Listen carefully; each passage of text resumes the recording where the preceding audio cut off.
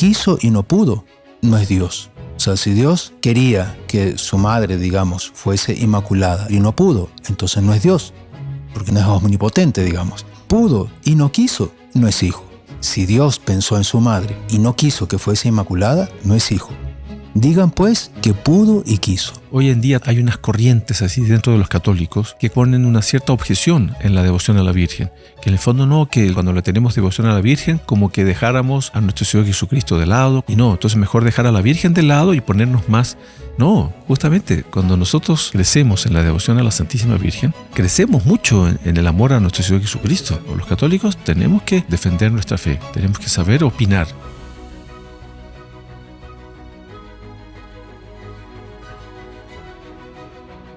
Salve María, estimados amigos y participantes del apostolado de los Caballeros de la Virgen. Vamos a conversar hoy día sobre un dogma de la Santísima Virgen. Uno de los 4 dogmas que la Iglesia ha declarado, que es el de la Inmaculada Concepción. Es un dogma muy bonito que nos enseña que la Virgen fue concebida sin pecado original. Es un don que Dios le dio a ella extraordinario. Para tratar este tema vamos a escuchar al Padre Ricardo Juque, ¿no?, que nos va a comentar detalles, etc. Bienvenido, Padre Ricardo. Salve María. Salve María, Padre Ricardo. Muchas gracias por acompañarnos, ¿no?, también en este programa. Y bueno, sí, este privilegio de la Santísima Virgen es realmente maravilloso, ¿no? Es un don, ¿no?, que Dios le dio, muy lindo. Entonces le propongo, Padre, que recemos un Ave María a la Virgen para que todos los que asistan a este podcast puedan sacar todo el provecho, ¿no?, para su vida interior, su devoción a la Santísima Virgen. En el nombre del Padre, y del Hijo, y del Espíritu Santo. Amén. Dios te salve María, llena eres de gracia, el Señor es contigo. Bendita tú eres entre todas las mujeres, y bendito es el fruto de tu vientre, Jesús. Santa María, Madre de Dios, ruega por nosotros pecadores, ahora y en la hora de nuestra muerte. Amén. Nuestra Señora Inmaculada Concepción, ruega por nosotros. En el nombre del Padre, y del Hijo, y del Espíritu Santo. Amén. Muy bien, Padre Ricardo. Este dogma, ¿cuál es la historia, si es que se puede decir así? ¿Cuál es el origen? ¿Cómo es que la Iglesia de alguna manera llegó a esta conclusión? No sé si usted puede comentar un poquito, Padre. Desde el inicio de la Iglesia, de los primeros tiempos del cristianismo, los mismos apóstoles, conviviendo con la Santísima Virgen, se daban cuenta que era una persona enteramente excepcional. Tanto hasta ellos que estuvieron presentes cuando Nuestra Señora, la dormición de Nuestra Señora, el tránsito, o una muerte tan leve que la Iglesia le llama así, que ellos se dieron cuenta que el cuerpo de ella en ningún momento se corrompió, no tuvo claro, ella iba, por así decir, avanzando en la edad, pero ella no murió de una enfermedad, no murió porque el cuerpo fue depereciendo, fue así consumiéndose por la edad, sino simplemente murió porque ya la gracia en ella no cabía más. O sea, entonces, este don, este privilegio de la Inmaculada, simplemente viéndolo con ojos de devoción, con ojos, digamos, humanos, se podía percibir que había algo de grandioso en la humanidad de Nuestra Señora. Entre tanto, claro, muchos teólogos combatían este dogma, porque decían, bueno, ¿cómo es posible? Si el pecado original fue borrado por el sacrificio de Jesús en la cruz, ¿no? Entonces, ese sacrificio fue posterior al nacimiento de la Santísima Virgen. ¿Cómo podemos afirmar que la Virgen fue inmaculada desde el primer instante de su ser natural, desde el momento que fue concebida en el seno de su madre Santa Ana? Entonces, claro, existía un argumento, por así decir, aparentemente lógico, ¿no? Y claro, eso fue motivando discusiones, etc. Pero en el siglo XIII, en donde la escolástica, ¿no?, la teología, de la cual el máximo exponente fue Santo Tomás de Aquino, fue defendiendo cada vez con más argumentos, con más razón, este dogma, este privilegio de la Santísima Virgen. Entre ellos se destacó un franciscanos. La orden franciscana fue también de los grandes defensores de este privilegio. Se destacó el beato Duns Scoto, es conocido como el doctor de la Inmaculada. Y él tenía un dictado, digamos, que resumía todo lo que él defendía, que dice, potuit dequit ergo fecit, que popularizado sí quiere decir, quiso y no pudo, no es Dios. O sea, si Dios quería que su madre, digamos, fuese inmaculada y no lo quiso, quiero decir, y no pudo, entonces no es Dios, porque no es omnipotente, digamos. Pudo y no quiso, no es hijo. Entonces, si Dios pensó en su madre y no quiso que fuese inmaculada, entonces no es hijo.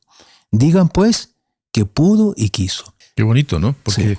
claro, Dios quiso para sí, porque tiene una lógica, hablemos así, de que no sería... imagínense que pensáramos que nuestro Señor Jesucristo tuvo una madre con pecado original. Como que tampoco no tiene una cierta lógica. O sea, es algo muy arquitectónico, es algo que tiene un orden. De que nuestro Señor Jesucristo, que es Dios y hombre, bueno, quiso para sí una madre enteramente limpia de cualquier mancha, ¿no? Por eso decimos que ella es... Hay una letanía, ¿no? de las letanías de la Santísima Virgen, que es María concebida sin pecado original, ¿no? Claro. Entonces, es algo que tiene una lógica muy, muy, muy grande, ¿no? Sí, justamente San Luis María Grignon de Montfort, en el Tratado de la Verdadera Devoción, él da este argumento, porque la tierra de la cual se formó la humanidad de nuestro Señor Jesucristo fue la carne de María. Entonces no podía ser que la carne santísima, la humanidad santísima de nuestro Señor Jesucristo, tomase su naturaleza de una tierra manchada. Claro. Por eso se dice, la Iglesia siempre ha enseñado que nuestro Señor Jesucristo, o sea, Dios se hizo igual a nosotros en todo, menos en el pecado. Exactamente. Entonces, nuestro Señor Jesucristo, hombre, Él tenía cansancio, tenía hambre, Él sufría, Él tuvo todos los, por así decir, las condiciones iguales a todos los seres humanos, pero menos en el pecado. Entonces, es muy, como digo, muy lógico, muy, muy, muy ordenado, muy, muy arquitectónico, ¿no? Que haya sido así. Y por eso, claro, fue defendida este privilegio de la Virgen desde el inicio, pero no se proclamó dogmáticamente. El Concilio de Trento, él decía que no entendía comprender a la Santísima Virgen entre aquellos alcanzados por el pecado original. En 1547, el Papa San Pío V, ¿no? El de la batalla de Lepanto, condenó la doctrina de un hereje, ¿no? que atacaba a la Inmaculada. En 1617 Pablo V y 1661 Alejandro VII, son dos papas, ¿no? prohibieron que directa o indirectamente se pudiese poner en duda. Hubo como un proceso en esto. O Sí. sea, ya había desde los orígenes, como usted dice, mucha esa consideración de que primero la Santísima Virgen era una mujer fuera de lo común. Sí. Después era una mujer que se la veía purísima, se la veía extraordinaria. Entonces, claro, la Iglesia fue madurando esto. Los papas, los santos, en la Edad Media ya iban mostrando que había algo en ella, un don como este que estamos comentando, ¿no? De que en ella no había pecado. Claro. Los papas fueron como que afirmando que no se puede negar. No llegaron a Proclamarlo dogmáticamente. pero no se podía decir que ella era una mujer pecadora. Entonces, claro, hoy en día, si usted me permite, padre, hay ciertas corrientes que, por ejemplo, que dicen que la Virgen murió y fue enterrada. Eso es mentira. O sea, ella, claro, se habla de una muerte, como usted dijo, muy leve, se habla de una dormición, porque fue muy misterioso el paso de ella de esta vida a la eternidad. Pero que ella murió y que fue enterrada, eso no existe. No existe la tumba de la Santísima Virgen. No, y mismo la proclamación del dogma de la Asunción de la Virgen a los cielos, que es otro de los dogmas marianos, proclamado por el Papa Pío XI en el siglo XX. Él dice, él no dice que murió o no murió, porque la Iglesia no se pronuncia así dogmáticamente, pero dice, dejando el curso de esta vida sin sufrir corrupción en su carne, ascendió a los cielos. Claro.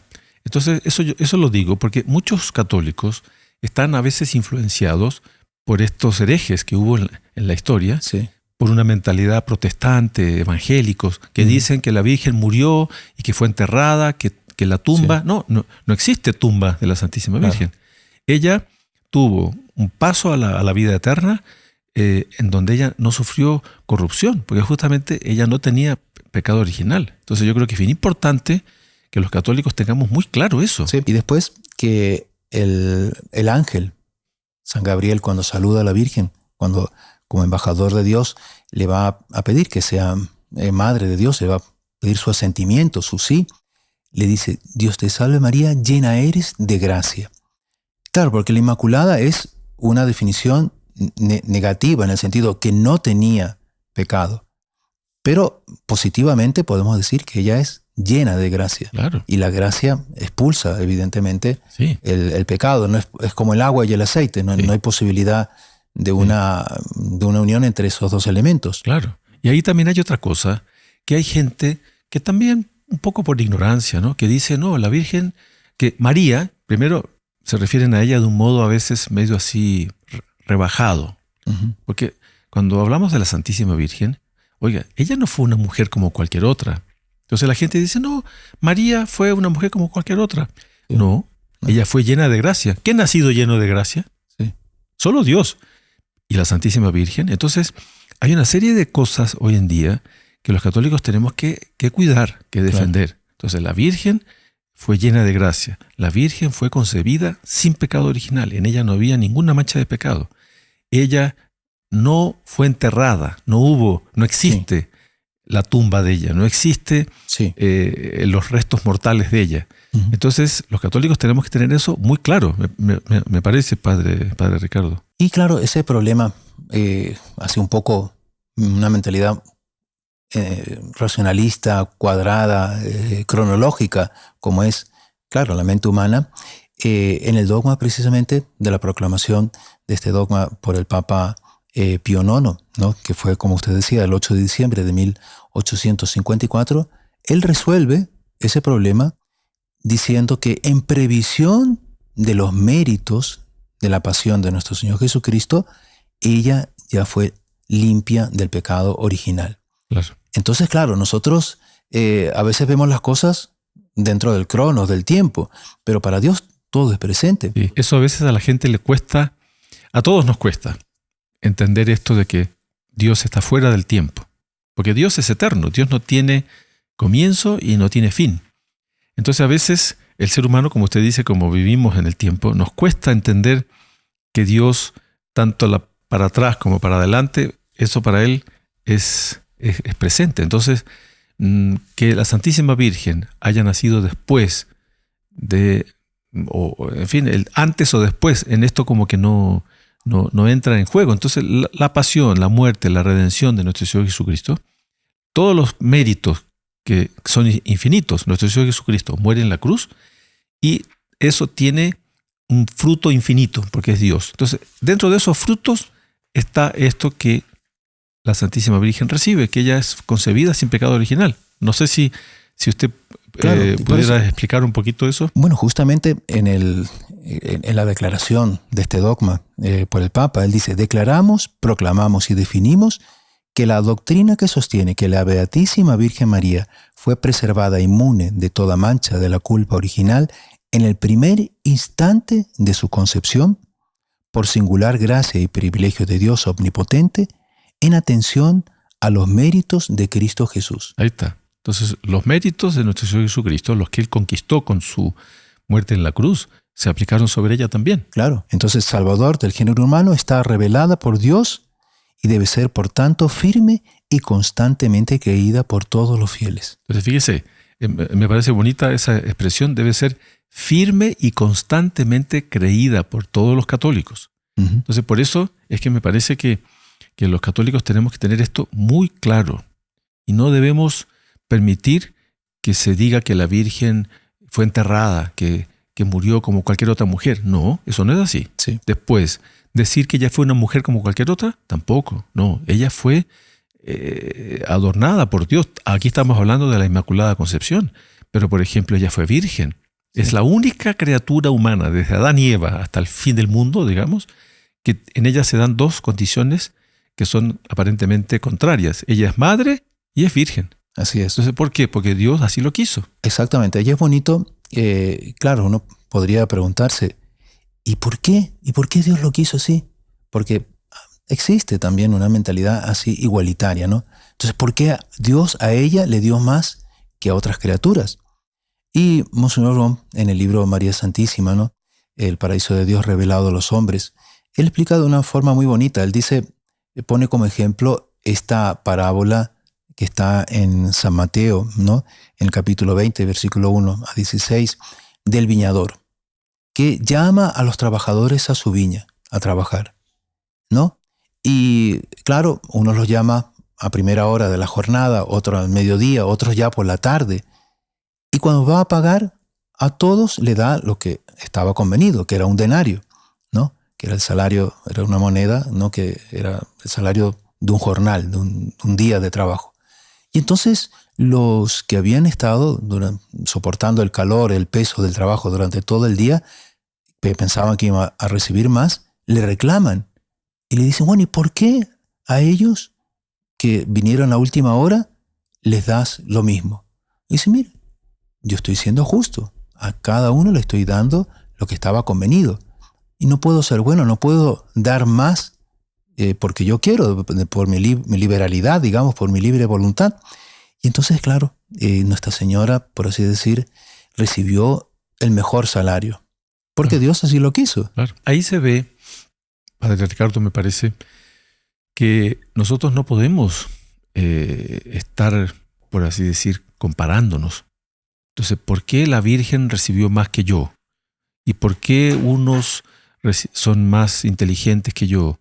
¿Por qué otros son más capaces que yo? O sea, cada uno recibió de Dios lo que Dios quiso recibirle. Sí. Yo no sé si aquí quizás sea uno de los motivos, no creo que sea el único, por el cual hay a veces un cierto desprecio, un cierto rechazo por estos dones que recibió la Santísima Virgen. Sí, una mentalidad igualitaria, ¿no? Rebajante, que está presente, pero también en el plan de Dios, en la mente divina. Cuando Él creó a Adán y Eva, los creó sin pecado. No, y no solo sin pecado, sino, claro, con la gracia santificante. Y el plan de Dios para la humanidad era ese. Él no quería, evidentemente, el pecado. Entonces, creando a la Virgen desde su primer instante de su ser natural, sin pecado, de alguna manera los lindos tiempos del Edén, del paraíso, sí se pudieron realizar, ¿no? Porque Dios creó, eso lo comenta también Monseñor, ¿no? Dios, por así decir, pudo realizar en la Virgen ese plano de una humanidad sin pecado. Qué bonito, ¿eh? Porque, ¿no? Claro, Dios creó a Adán y Eva, como usted dice, íntegros. En ellos no había pecado. Sí. Entonces, como que es un plan frustrado de Dios. Exactamente. Pero no, pues, Dios, no se puede pensar que Dios es un derrotado, que a Dios le salieron mal las cosas, sí, sino que Dios, todas las cosas que Él quiere, que ha querido en la historia, Él las va realizando. Sí. Entonces, qué bonito este pensamiento de nuestro fundador, ¿no? De Monseñor John, que en el fondo, de alguna manera, en la Santísima Virgen, Él realizó ese plan, por así decir, claro, primero, que una criatura enteramente pura que llevó... El paraíso de Dios, por eso justamente es claro, el paraíso de Dios, ese Dios que quería, creó ese paraíso para los hombres, en ella tuvo su paraíso. Y claro, la humanidad de Jesús en el seno virginal de María, ahí estaba el paraíso de Dios. Qué bonito, ¿no? Hay uno de las letanías, ¿no? En fin, una antífona de un cántico a la Virgen que dice, tota pulcra es María, toda bella, ¿no? Es María Santísima. Y claro, esa belleza va en contraposición a la fealdad del pecado. Es una enemistad que existe y que está prefigurada, ¿no? Esa enemistad en el Génesis. Perdón, padre, que esto que usted acaba de decir de la belleza, yo creo que es importante que que no pensemos en una belleza física. También la Santísima Virgen debe haber sido bellísima desde el punto de vista físico. Ciertamente. Pero esa belleza sobre todo es la belleza de alma, es la belleza de espíritu, esa belleza interior, que es la que todos debemos buscar, ¿no? Porque Dios se puede decir que es infinitamente bello. Es la belleza. Es la belleza. No pensemos en la belleza solamente física. Exactamente. Pero ahí en el Génesis, esto está en el capítulo 13, versículo 14 y 15, está manifestada esa intransigencia, porque la Inmaculada Concepción, y al doctor Plinio Corrado de Olivera le gustaba mucho destacar este aspecto, como el hecho de que Nuestra Señora sea inmaculada, claro, no hay mancha y es una intransigencia en relación al pecado, en relación al mal, en relación, en fin, a cualquier defecto. Y eso dice, ¿no? En el Génesis, el Señor dijo a la serpiente, por haber hecho esto, maldita seas entre todos los animales y todas las bestias del campo. Te arrastrarás sobre el vientre y polvo comerás todos los días de tu vida.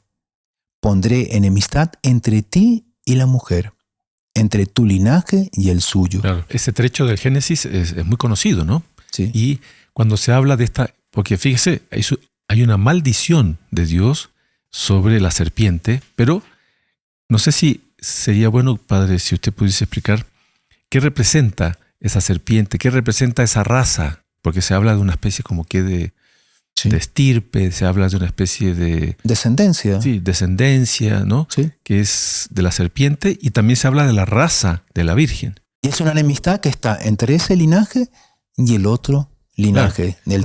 El linaje de la serpiente y el linaje de la Virgen. Sí. Y es una enemistad establecida por Dios. Es la única enemistad creada por Dios, ¿no? Y entonces esa va a durar hasta el fin del mundo. Y siempre habrá esa guerra entre los hijos de la Virgen y los hijos de la serpiente.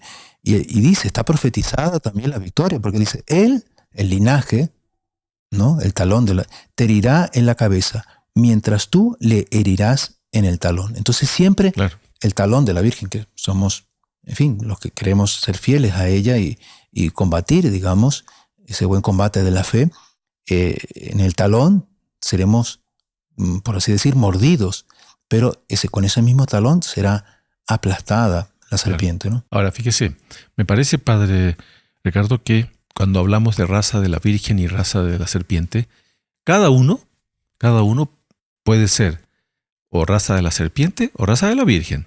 O sea, si yo me dejo llevar por el pecado, por el vicio, voy a ser raza de la serpiente. Ah, no, claro. Ahora, si yo quiero seguir el camino de la fe, de la perseverancia, de la fidelidad, voy a ser raza de la Virgen. O sea, no pensemos que es algo medio así, ustedes son los malos y nosotros somos los buenos. No, o sea, si yo soy bueno, puedo también ser malo si es que me dejo llevar por el pecado. Por supuesto. ¿No? Nadie estamos garantizada nuestra salvación si no ponemos de nuestra parte, ¿no? Sí. Y a lo largo de la historia han habido muchos santos, por ejemplo, San Agustín.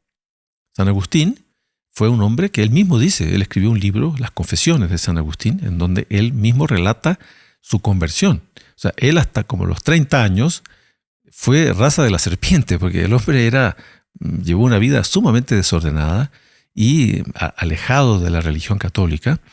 Y en cierto momento él se convirtió y bueno, después fue santo. Entonces, esa división, digamos así, entre la raza de la serpiente y la raza de la Virgen, cada uno debe ir procurando perseverar, ¿no? en el buen camino. Y después, otra de las consecuencias maravillosas, lindísimas, de esta Inmaculada Concepción, es que Nuestra Señora, como fue concebida sin pecado, desde el primer instante de su ser natural, desde el primer momento, ella tuvo un conocimiento perfecto de todas las cosas, ¿no?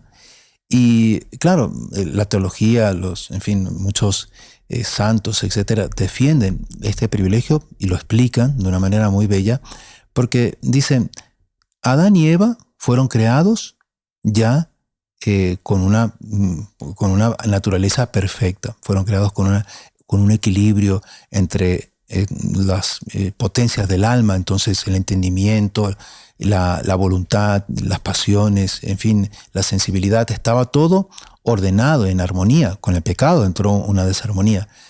Y ellos fueron creados ya en gracia, pero también ya tenían un conocimiento de todas las cosas. No fueron creados así como un niño que tiene que aprender a hablar, etcétera, etcétera. No. Entonces, la Virgen desde el primer instante de su ser natural fue creada ya con ese conocimiento. Ella ya tuvo incluso un conocimiento de ese don que Dios le estaba otorgando, que era ser inmaculada. Qué bonito, ¿no? ¿No? ¿Cómo se llama ese don que ella recibe del conocimiento de las cosas? Debe ser algo como la ciencia infusa. Ciencia infusa. Infusa viene como de infundido, ¿no? Claro. Como que Dios infundió en la Santísima Virgen ya un conocimiento de las cosas, ¿no? Claro, fue infundido porque no fue adquirido. Ya lo recibió desde el primer instante. Nosotros vamos adquiriendo el conocimiento paulatinamente cuando vamos aprendiendo, conociendo, etc.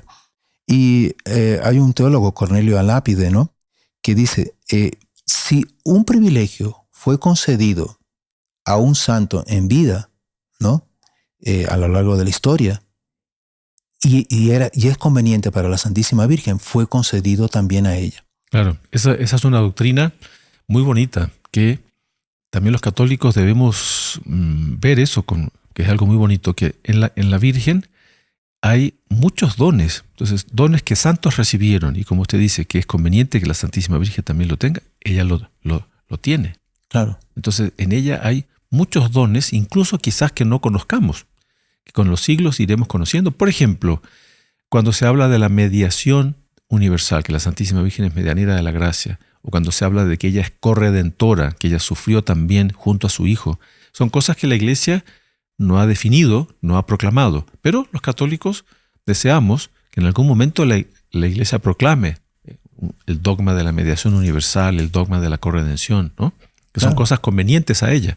Exactamente. Bueno, en ese sentido, el padre Antonio Royo Marín, ¿no?, basándose en San Anselmo de Cantuaria, él dice que es una sentencia común entre los teólogos. De María basta decir que no es Dios, para no exagerar.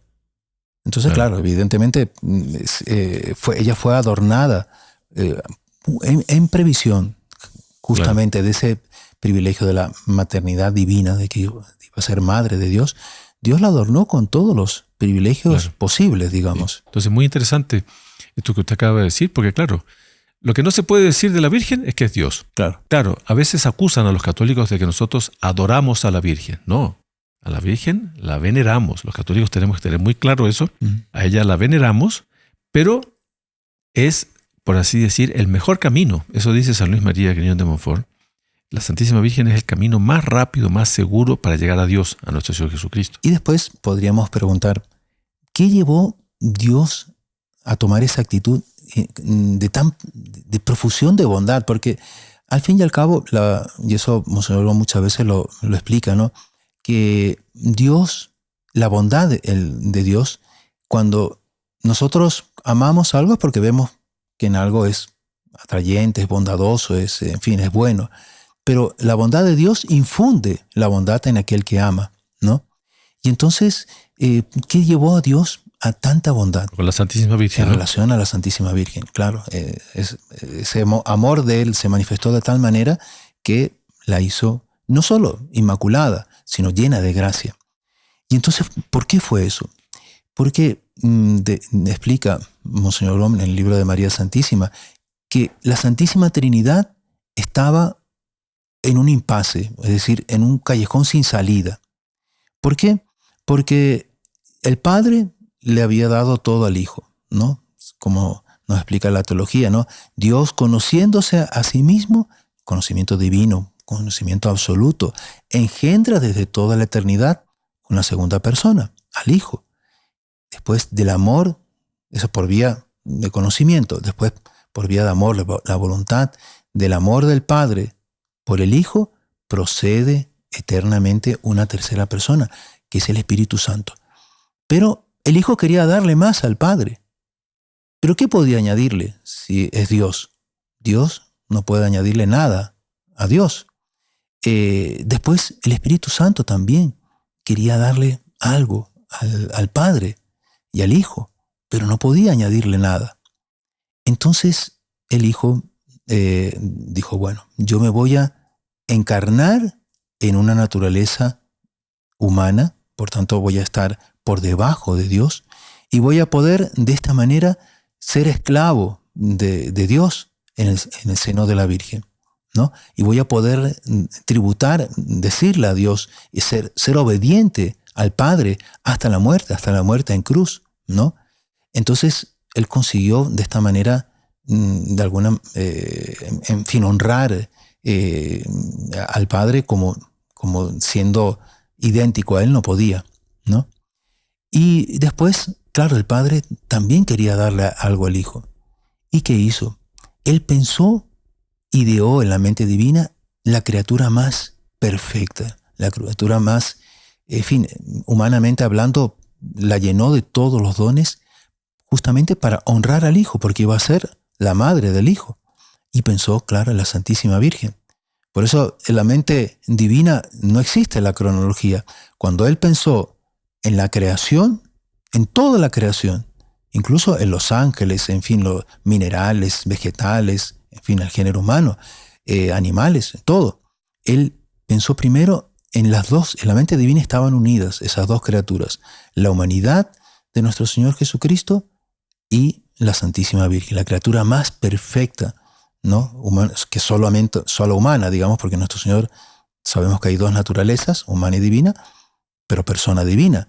Pero la única persona enteramente humana y más perfecta que Dios creó, el Padre quiso manifestar esa perfección en ella, en la Santísima Virgen. Qué bonito, ¿no?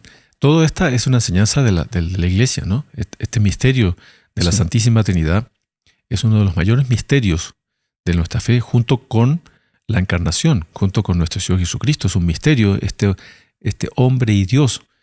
Entonces, estos dos misterios, la Iglesia los explica, como usted acaba de mencionar, y es muy bonito, ¿no? Esta relación entre el Padre, el Hijo y el Espíritu Santo, que quieren el bien a los otros. Sí. Y en esto entra la Santísima Virgen. Es muy lindo todo ese pensamiento, esa enseñanza. Por así decir, ese universo que intrínsecamente, claro, a Dios no se le puede añadir nada, pero extrínsecamente, ¿no? La obra de la creación da una gloria a Dios. Muy lindo, ¿no? Entonces los católicos tenemos que tener mucha, por así decir, alegría, ¿no? Mucha, digamos, una satisfacción, por así decir, tan grande de esta fe, la fe católica que nos ayuda a comprender cómo es Dios, la Santísima Trinidad. El papel que tiene la Santísima Virgen junto a la Santísima Trinidad, porque ella es, siempre cuando uno reza el credo, al inicio, después de rezar el credo, cuando uno reza el rosario, uno reza el credo, después reza el Padre Nuestro y 3 Ave Marías, siempre ahí uno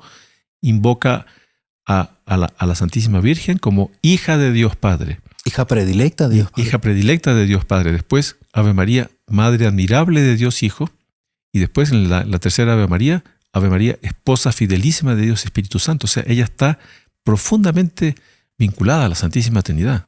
Y esa vinculación fue desde el primer instante de su ser natural. Ya en el seno de Santa Ana ya tenía conciencia de la existencia de la Santísima Trinidad y de la relación privilegiada que ella tenía con las tres personas divinas. Y claro, el Espíritu Santo, él procede del amor del Padre por el Hijo, ¿no? Y claro, y él contemplando a la Santísima Virgen, ¿no? En la mente divina, desde toda la eternidad, él quedó maravillado. Se enamoró de la Santísima Virgen, porque ella también procede del amor del Padre por el Hijo. El Padre que quiere darle, el Hijo que quiere darle algo al Padre, y el Padre que quiere también que la madre de él sea la más perfecta. Entonces él se sintió atraído por la Santísima Virgen. Dijo, la voy a tomar como esposa. Y tomándola como esposa, yo voy a través, con el concurso de ella, ¿no? Ella en cuanto medianera de todas las gracias, voy a engendrar más hijos para Dios. Y voy a hacer que ese amor de Dios se vaya difundiendo entre todas las criaturas. ¿Por qué? Porque con ella voy a santificar a través de ella, ¿no?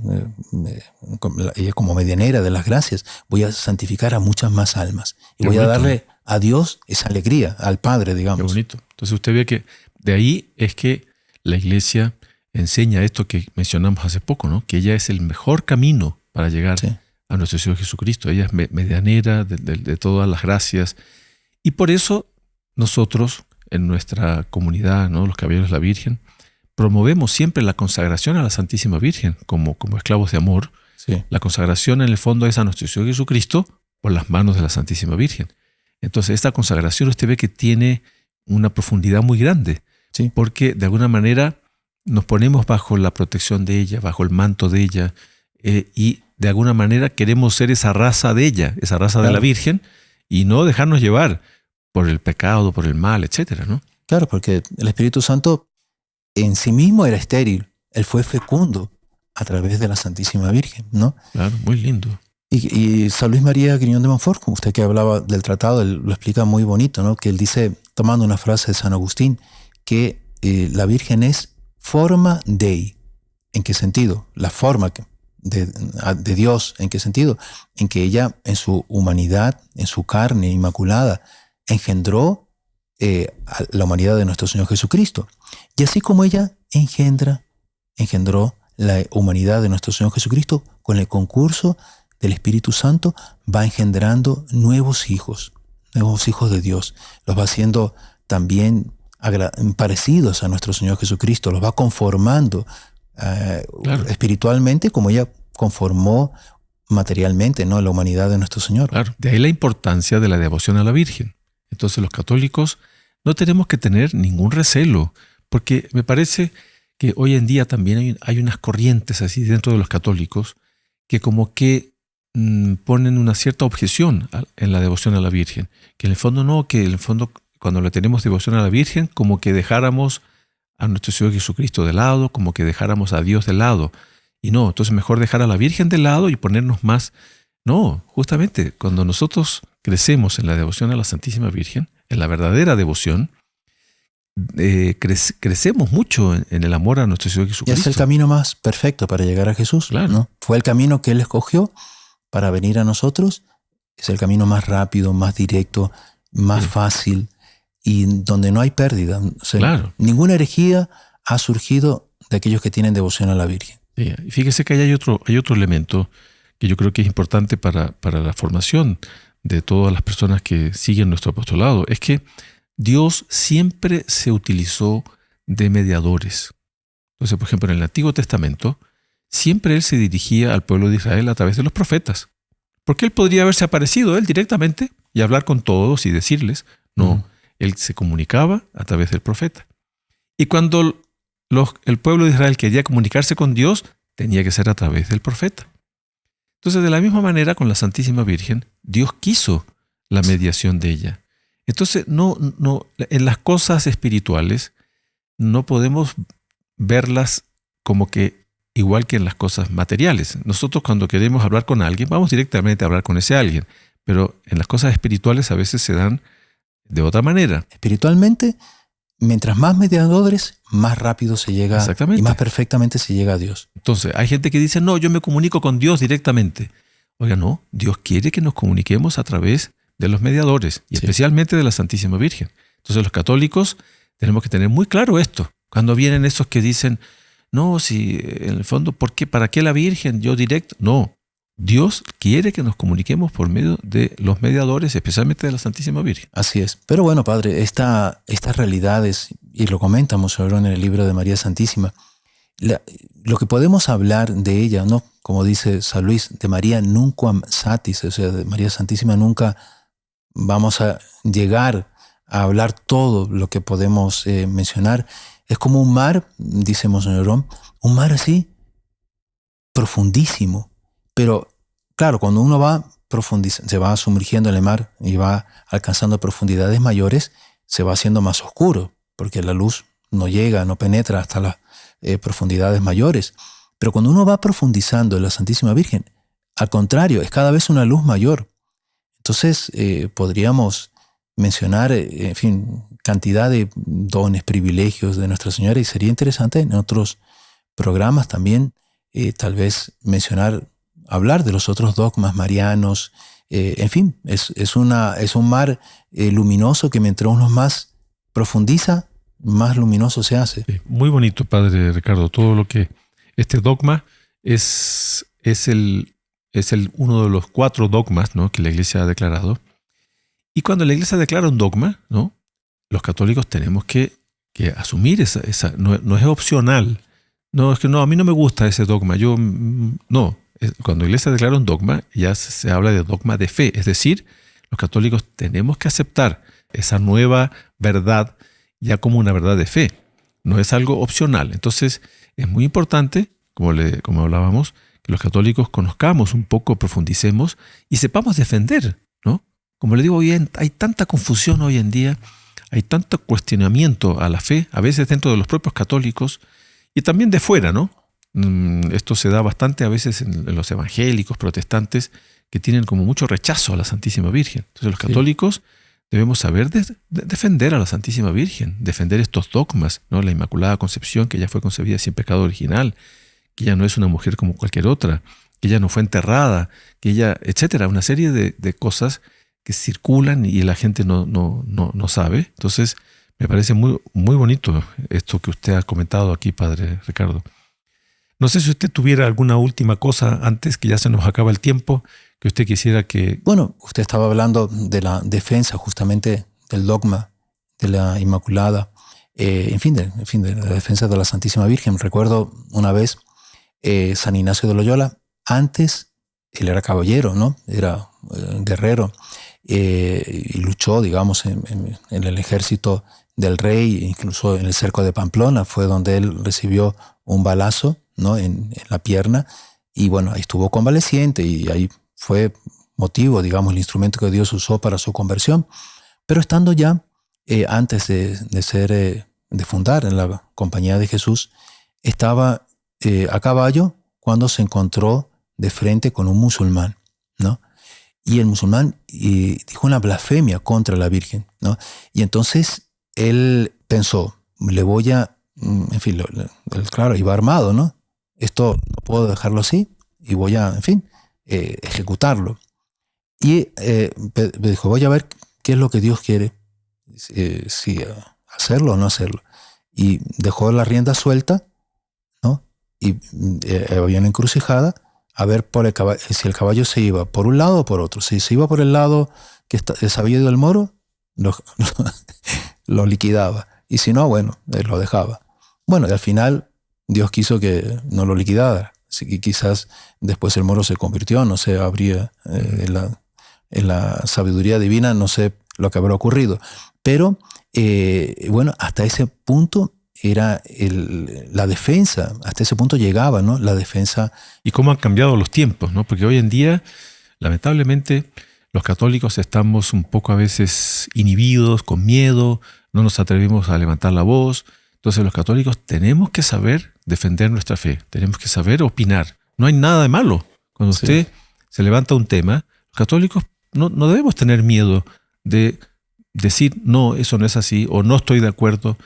¿Cuál es no estamos ofendiendo a nadie? A veces hay una idea equivocada de que tenemos que quedarnos callados, tenemos que ser humildes, tenemos que dejar que los demás digan todo lo que digan. No, los católicos tenemos que pedir a Dios que nos dé más valor, más fuerza, más decisión a la hora de defender nuestra fe. Sí. También en Granada, cuando estaba siendo cercada por el ejército, ¿no?, de Isabel la Católica, de los reyes católicos, a las tantas un musulmán agarró una tabla, ¿no?, en donde estaba escrito Ave María, la amarró en la cola del caballo y comenzó a arrastrarla frente al ejército cristiano. En fin, para burlarse de la Virgen, ¿no? Y entonces hay uno de los guerreros cristianos agarró la tabla, en fin, peleó no sé si mató al musulmán, y después fue por la noche y la clavó, la tablilla del Ave María, en la mezquita que estaba dentro de Granada. Entonces, ¿por qué? Porque justamente había ese ímpetu de defender los privilegios de la Santísima Virgen, ¿no? Claro. Oiga, fenomenal, Padre Ricardo. Muy, muy bonito este tema. Entonces, ojalá todos los que siguen nuestro apostolado, que van acompañando nuestras charlas de formación, bueno, esto les sirva para su fe, les sirva también para tener una buena formación en la fe y poder de alguna manera difundir esto, ¿no? En la vida de familia, por ejemplo, los papás, los abuelos difundir la devoción a la Virgen, que los hijos, nietos conozcan estas verdades de fe, estos dogmas, ¿no?, que la Iglesia ha declarado, que crezcamos en nuestra devoción a la Virgen y que sepamos que es el mejor camino, ¿no?, para llegar a nuestro Señor Jesucristo. Padre Ricardo, bueno, como usted decía, hay tantas cosas que se pudieran comentar. Bueno, pero iremos en los programas que hacemos, siempre vamos profundizando, conociendo más, ¿no?